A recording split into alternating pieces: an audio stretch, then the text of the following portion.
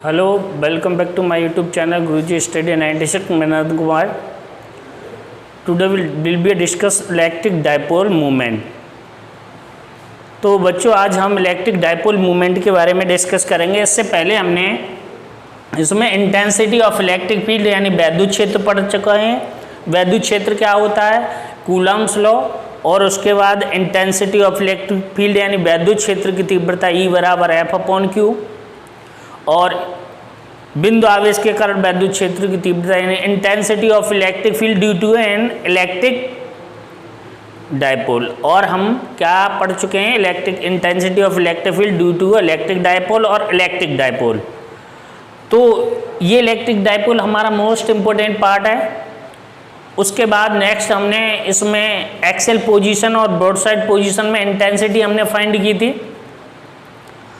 अब हमको क्या करना है, हमारा एक अगला इसमें नेक्स्ट टॉपिक है, एक समान वैद्युत क्षेत्र में वैद्युत द्विध्रुव पर वल्य का आघूर्ण, यानी ये कह सकते हैं movement of couple in external electric field,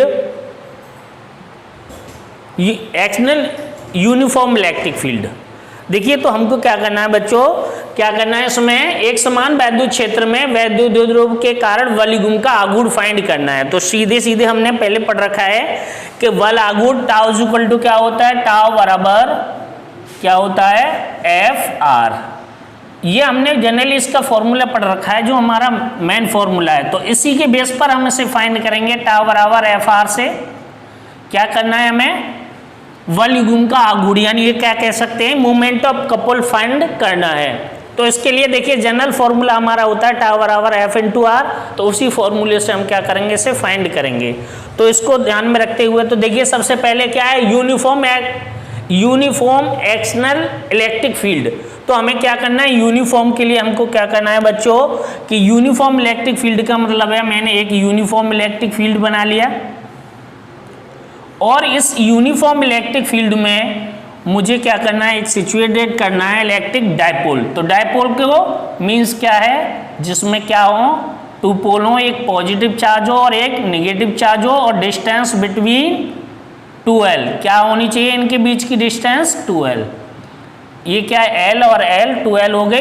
तो ये हमारा क्या कहलाता है, डाइपोल। और डायरेक्शन ऑफ डाइपोल क्या होती है, नेगेटिव टू पॉजिटिव, यानी इसकी डायरेक्शन क्या होती है, नेगेटिव से पॉजिटिव की तरफ। तो ये हमारा एक क्या है, डाइपोल है, और ये क्या है, हमारा एक एक्सटर्नल इलेक्ट्रिक फील्ड है, यूनिफॉर्म कह सकते हैं, यूनिफॉर्म एक्सटर्नल इलेक्ट्रिक फील्ड है।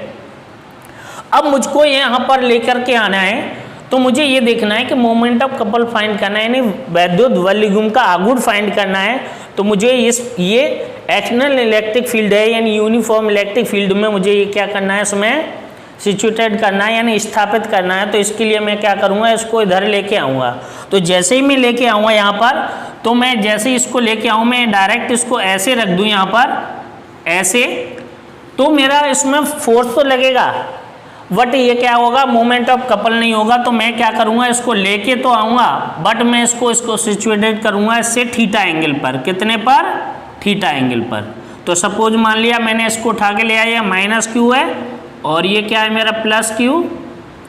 यहाँ पर मिड पॉइंट वो है, distance between 2L -Q and +Q। फिर मैं क्या करूँगा, इसको मैं सपोज A मान लूँ, और इसको क्या मान लूँ मैं, B। तो ये यहाँ पर यूनिफॉर्म जो इंटेंसिटी ऑफ इलेक्ट्रिक फील्ड है, उसकी डायरेक्शन मेरी क्या है, इधर से, ये इस डायरेक्शन में डायरेक्टेड है।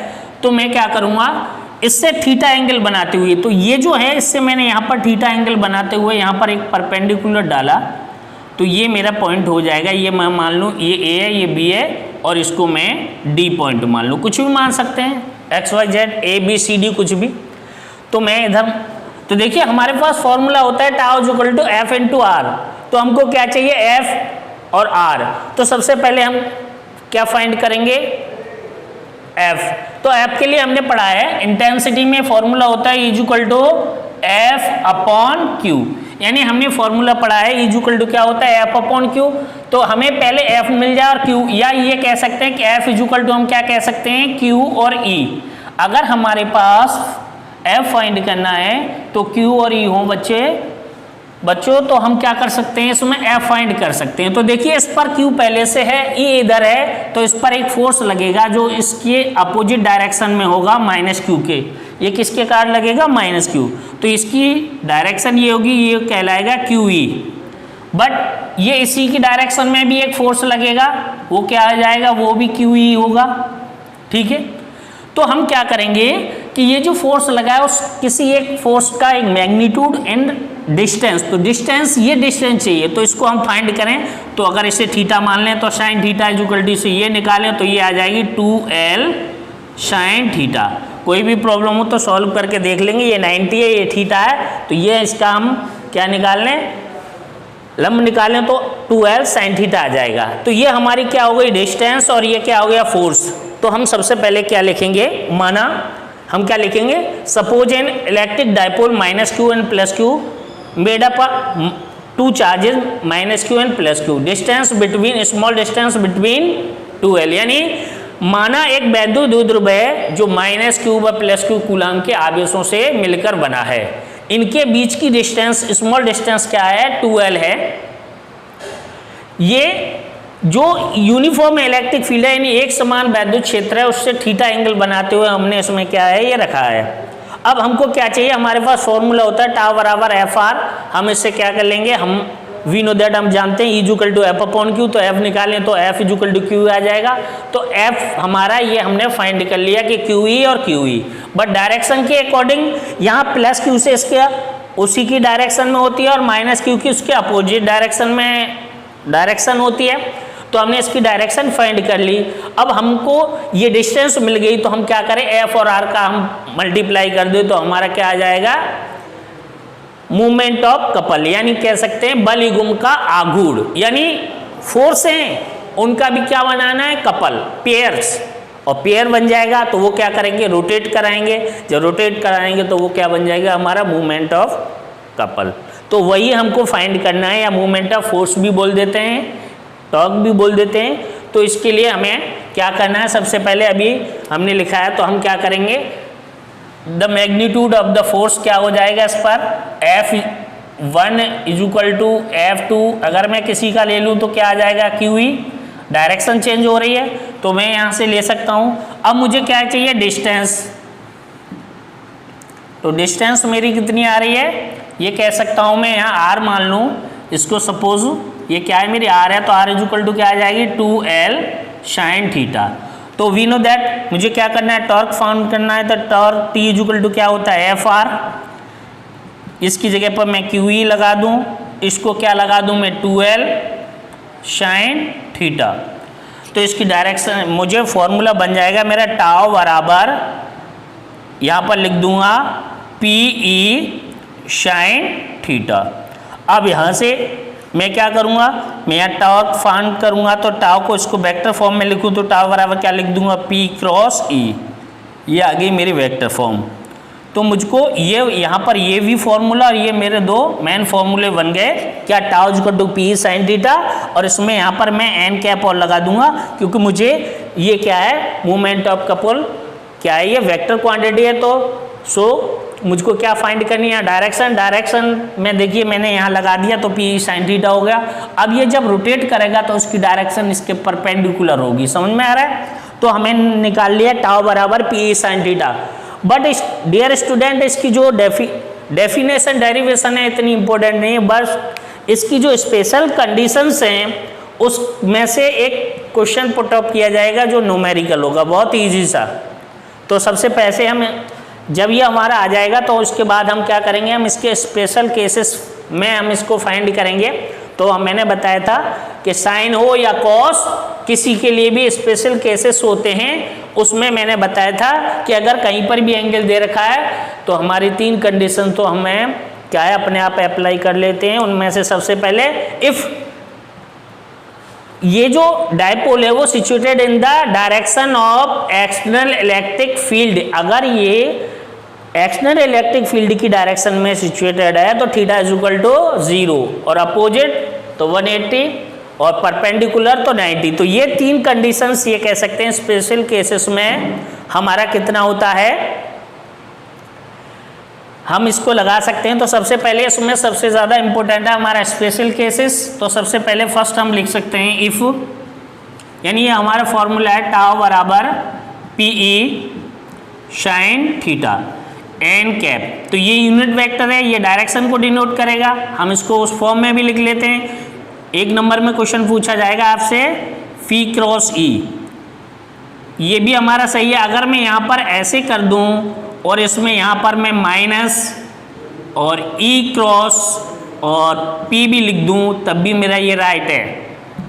ठीक है, ये मैंने 11th में समझाया था कि आपको अगर मैं इसको ऐसे न करके ऐसे किसी भी कंडीशन में आ जाऊं तो मेरा ऑब्जेक्ट क्या हो जाएगा, राइट हो जाएगा। चलिए, तो if theta is equal to मैं लिख दूं 90 degree,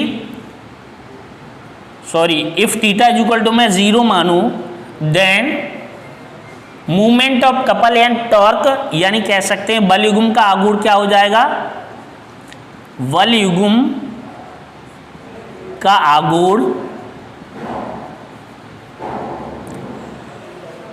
tau is equal to क्या लगा सकता हूं बेटा मैं, PE साइन 0, और साइन 0 का मान 0 होता है तो टाउ मेरा क्या हो गया 0। तो मेरा ये टर्म्स ऑफ कंडीशंस ये अप्लाई होती हैं कि if theta is equal to 0 then movement of couple is equal to 0, यानी ये कह सकते हैं अगर ये जो एक्सटर्नल इलेक्ट्रिक फील्ड है उसमें अगर डायपोल को मैं ऐसी डायरेक्शन में इसको उठा करके यहाँ सिचुएटेड कर दूं तो इस पर कोई बल युग्म का आघूर्ण नहीं लगेगा, यानी हम ये कह सकते हैं not apply to a movement of couple इस कंडीशन में। ठीक है, ये हमारा फर्स्ट केस हो गया। इसी तरीके से अभी मुझको क्या करना है, सेकेंड में क्या कर दूंगा मैं, if theta is equal to 90, यानी मैं ये सीधे सीधे कहूँ कि ये मेरा ये इंटेंसिटी ऑफ इलेक्ट्रिक फील्ड की डायरेक्शन है एक्सटर्नल की, बट मैं इसके परपेंडिकुलर इसे सिचुएटेड कर दूं तो मेरा क्या हो जाएगा 90। तो मैं यहाँ पर then tau is equal to क्या हो जाएगा PE साइन 90, और इसकी वैल्यू क्या हो जाएगी, यानी टाउ इज इक्वल टू क्या आ जाएगा PE, और ये इसे हम क्या कह देंगे max.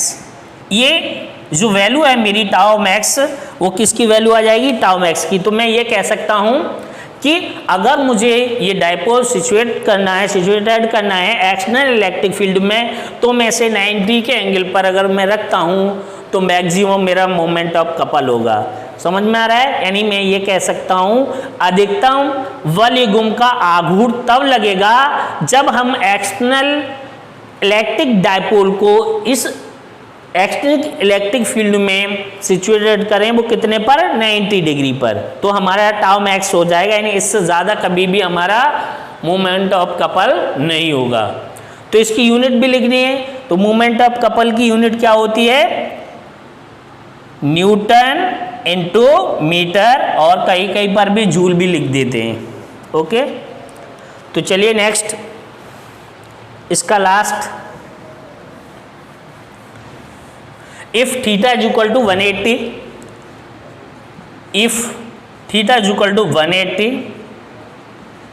then tau is equal to क्या हो जाएगा PE साइन 180, ये क्या आ जाएगा माइनस PE साइन थीटा, यानी माइनस PE आ जाएगा मेरा, ये कह सकता हूँ मैं माइनस इधर लगाऊंगा तो साइन 90 के, यानी मेरा ये वैल्यू है, सॉरी ये PE साइन 180 है, 180 की वैल्यू 0 होती है, तो मेरा ये भी क्या आ जाएगा 0। तो मैं ये कह रहा हूँ कि मेरा एक्सटर्नल इलेक्ट्रिक फील्ड है उसमें मैं डायपोल को या तो माइनस के इसी कंडीशन में इसको सिचुएटेड कर दूं तब भी इस पर मूवमेंट ऑफ कपल क्या होगा 0 होगा बच्चों, और अगर मैं इसको जस्ट रोटेट करा करके इसमें सिचुएटेड करता हूं तब भी मेरा क्या होगा 0।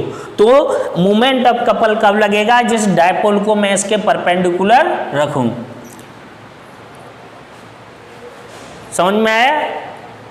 तो चलिए अभी आज यहीं तक रहने देते हैं, आगे लेक्चर में अब आपको कंटिन्यूस वीडियो मिलती रहेंगी, क्योंकि अभी कुछ बिजी ज़्यादा थे, अब थोड़ा सा रिलीफ मिला है, इसीलिए अब आपको कंटिन्यूस आपकी क्लासें भी मंडे से स्टार्ट हो जाएंगी मीट पर, कोई दिक्कत नहीं। चलिए थैंक यू।